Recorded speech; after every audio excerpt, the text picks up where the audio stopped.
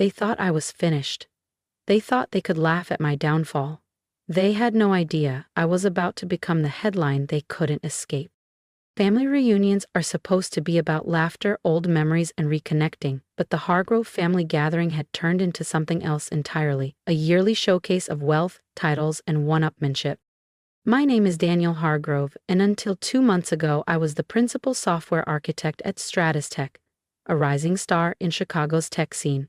Today, I was the family's cautionary tale, the guy everyone avoided direct eye contact with as they swapped success stories over sparkling cider. Did you hear about Daniel? Poor guy, such wasted potential. At 38, I stood near the koi pond in my uncle's palatial backyard, swirling a drink and watching my cousins dominate the evening. Jessica, who'd just made partner at a major law firm, beamed as she detailed her latest courtroom victory. Her brother Evan, a venture capitalist, held court, bragging about a $200 million 0-cents acquisition he helped broker. "Daniel," Evan called out, voice dripping with false warmth, loud enough for the crowd to turn and smirk, "come join us, we're talking about career pivots." His grin said it all. He'd waited years for this. While Evan schmoozed investors and played politics, I had been in the trenches, crafting code, solving real problems, building things that actually work. "How's unemployment treating you?" Jessica asked sweetly. "I heard Stratus Tech cut you loose during budget downsizing. Tech's so unstable these days, isn't it?" Unstable? Sure. That's one way to spin what happened. What no one at this reunion knew, yet, was that the real story was just seconds from breaking. I glanced at my phone. 5:57 p.m. Central Time. Right on cue, every system at Stratus Tech would begin running my final gift. A scheduled code release buried deep in their infrastructure. One that would trigger a media frenzy. "You know," Evan said smugly, "real innovation is about foresight." I smiled, remembering the platform I'd spent years quietly building. Something that would make Evan's world-class investments look like lemonade stands. Fired at 38, they had no idea what was coming. All eyes turned to see how the family failure would respond. I checked my phone again. 5:58 p.m. Let me tell you what really happened at Stratus Tech. 4 years ago, I began working on a side project. Not just any project, an adaptive AI security platform designed to predict, counter, and neutralize cyber threats in real time. I called it Sentinel. While everyone else chased flashy user interfaces and cheap scalability, I built something different. Quietly, line by line, firewall by firewall, I created an AI that could learn faster, defend smarter, and grow stronger with every attack. But I wasn't naive. I had seen too many developers lose their life's work to corporate backstabbing. So I embedded a fail-safe, a hidden verification protocol deep inside Sentinel's code that would activate under very specific conditions. 2 months ago, Sterling Cross, Stratus Tech's shiny new CEO, called me into his glass-walled office. "Daniel," he said, barely glancing up from his emails, "we're pivoting. The board wants us to prioritize consumer-focused solutions." "Your security project is canceled." I opened my mouth to explain Sentinel's potential. He waved me off. "We've already sold the code to a private defense group. You're being let go." What Sterling didn't realize was that I had seen this coming from the very first line of code. The next day, headlines exploded. Stratus Tech secures $1,200 million 0-cents defense contract with breakthrough AI technology. I signed their airtight NDA without protest. Let them think they'd won. Because I knew something they didn't. Sentinel wasn't just code.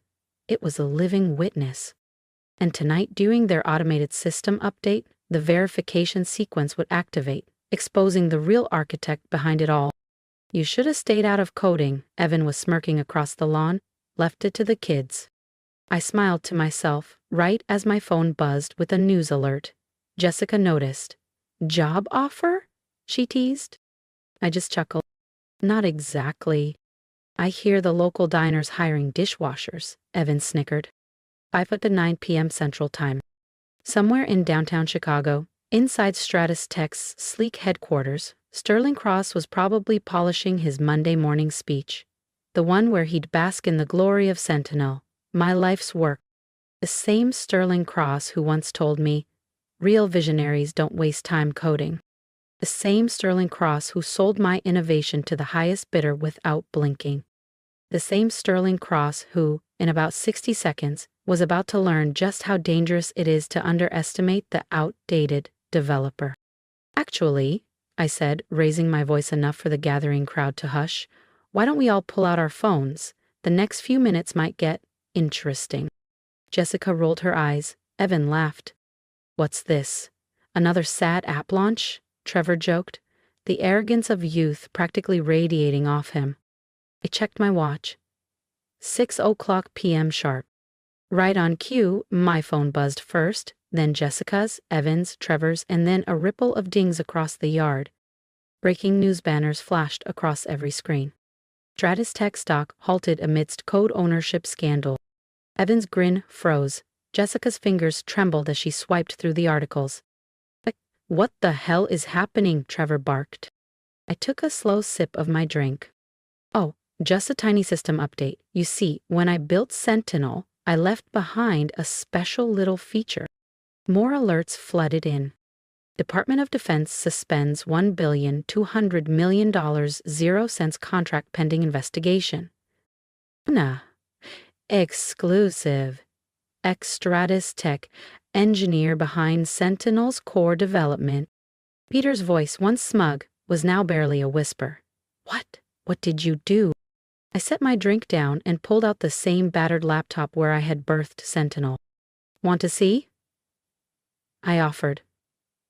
Since you're all such experts in innovation. They crowded around, silent now.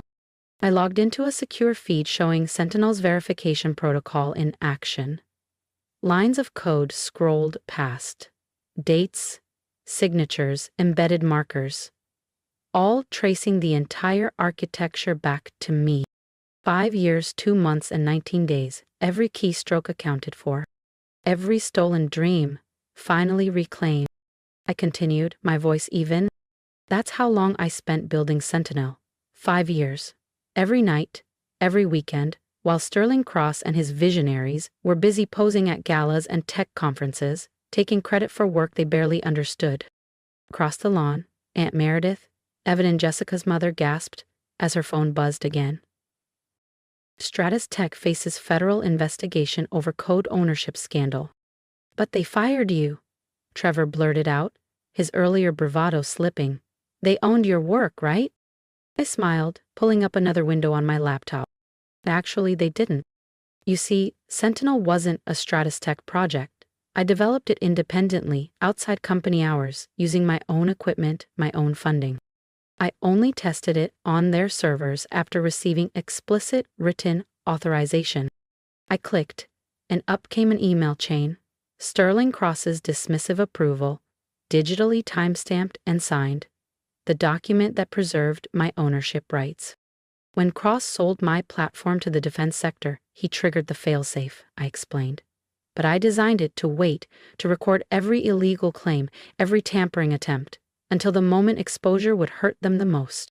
Evan leaned forward, eyes widening as the true scope hit him. The billion-dollar contract, it's based on stolen tech, I finished. A Cross sold something he didn't invent, didn't understand, and now the world knows. My phone rang, flashing a familiar name. Sterling Cross. I declined the call without a second thought. But that's not even the best part, I said, tapping again. A folder opened, 17 patent certificates, officially filed under my name, covering every critical piece of Sentinel's architecture. Jessica's lawyer instincts kicked in. You mean Stratus Tech doesn't own anything? I nodded.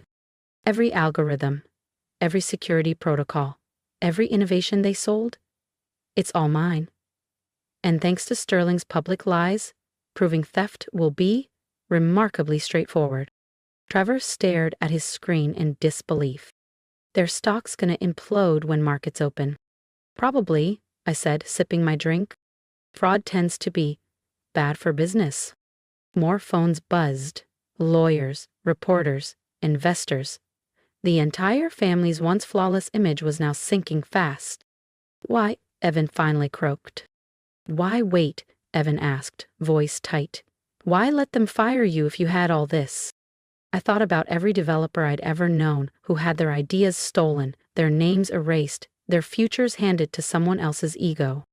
"Because sometimes," I said calmly, "justice needs an audience.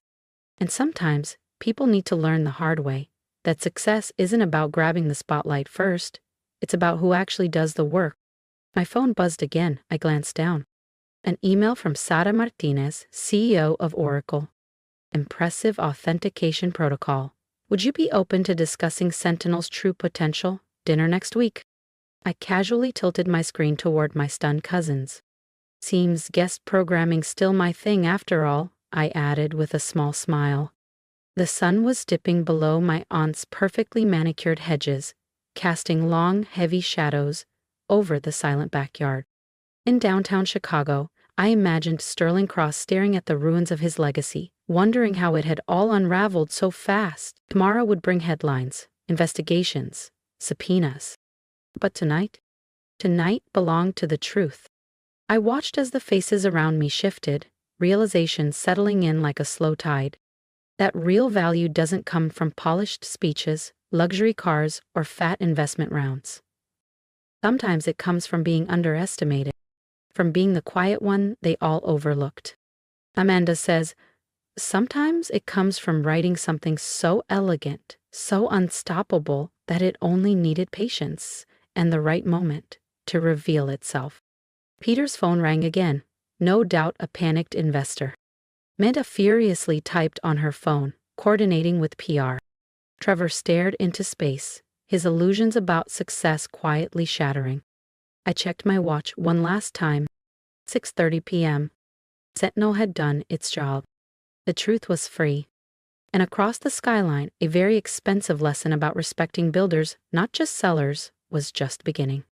1 month later, I sat in Oracle's glass-walled executive conference room, watching Sara Martinez wrap up her pitch to the board.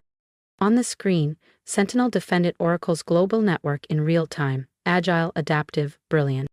In just 4 weeks, Sara said, Sentinel neutralized over 3,200 cyber attacks, adapted to 19 new threat models, and cut our security response time by 87%.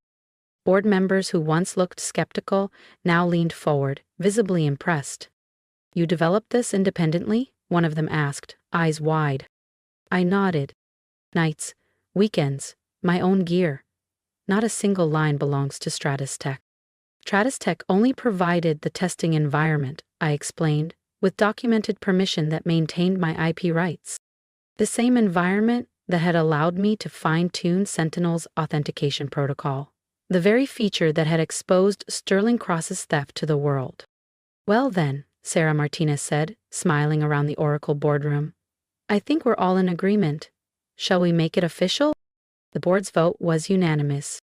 By evening, the announcement would hit every major news outlet. Oracle acquires exclusive rights to Sentinel for $4,200,000,000, 0 cents. And me? I'd be stepping in as Chief Technology Officer, overseeing Sentinel's global integration. My phone had been buzzing non-stop since the scandal broke. Journalists wanted interviews. Developers' rights groups wanted keynote speakers. Congressional committees wanted testimony on IP theft. But the messages that caught my attention most came from developers. Hundreds of them.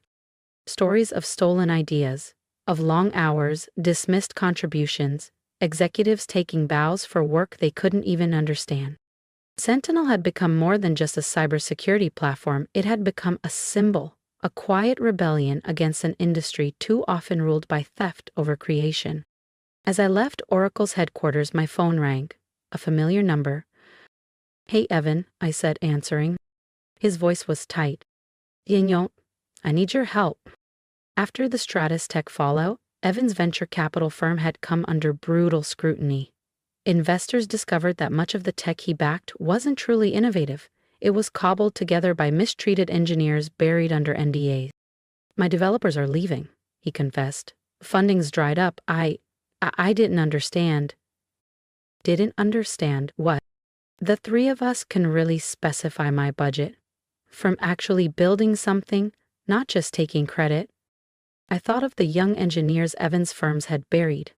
I gave a small nod to myself. Send me their names, I said. Oracle's expanding. We need people who understand code and ethics.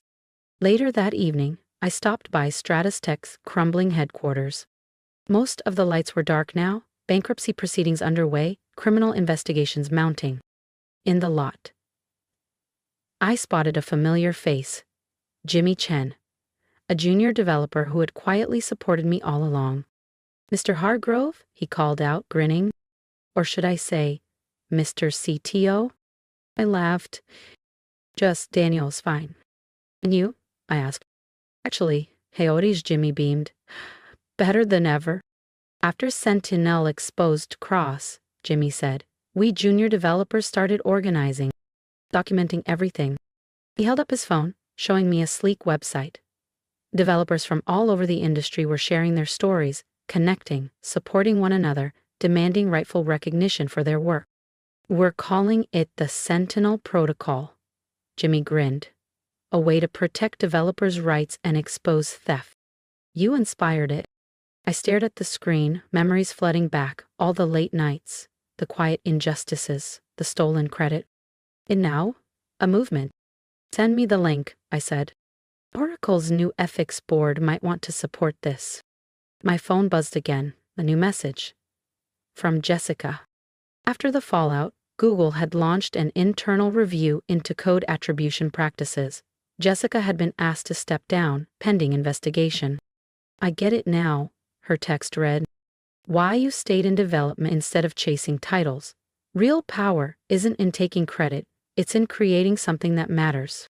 That night, I sat at home with my old laptop, the one where Sentinel had first come to life. Across the globe, Sentinel now shielded critical networks, thwarted thousands of cyber attacks, and saved companies from unseen disasters. But its real impact? It was the awakening it sparked. New standards for code attribution, stronger protections for developers, and a growing movement that demanded respect for the ones who actually build the future. My phone buzzed one more time. A message from Trevor, the same cousin who had laughed at me at the reunion. Starting coding classes next week, he wrote. Think you could mentor me? I want to learn how to build something real. I smiled, remembering the path I'd walked from overlooked coder to industry changemaker. Lesson 1, I replied. Success isn't about who grabs the credit. It's about who does the work and protects what they build. Outside my window, the Chicago skyline shimmered under the stars. Tomorrow, I'd step into my new role as Oracle's CTO. Next week, I'd testify before Congress about protecting innovation. And tonight, I opened a new project file. A fresh idea, a new journal, another chance to prove that real power in tech doesn't come from titles or takeovers. It comes from those who dare to build something that lasts. Because every line of code tells a story. Mine just rewrote the rules. If you've stayed with me through this story, this isn't just about me, it's about every creator, every builder who was overlooked, underestimated, or pushed aside. If my journey spoke to you, I'd love to hear your story. Have you ever had your work stolen? Been told you weren't good enough, only to prove them wrong?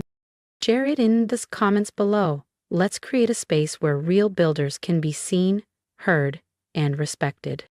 And if I can leave you with one piece of advice, it's this. Protect what you build. Respect your work. Success isn't about grabbing the spotlight. It's about creating something that matters. Stay patient, stay strategic, stay true to what you know you're capable of. The world might not recognize your worth at first, but real value always reveals itself in time. We are the makers, the ones who turn ideas into reality. Never let anyone steal that from you. If you believe in building a future where creators are valued, don't forget to like, comment, and subscribe to the channel. Your voice matters here. Let's build something better together.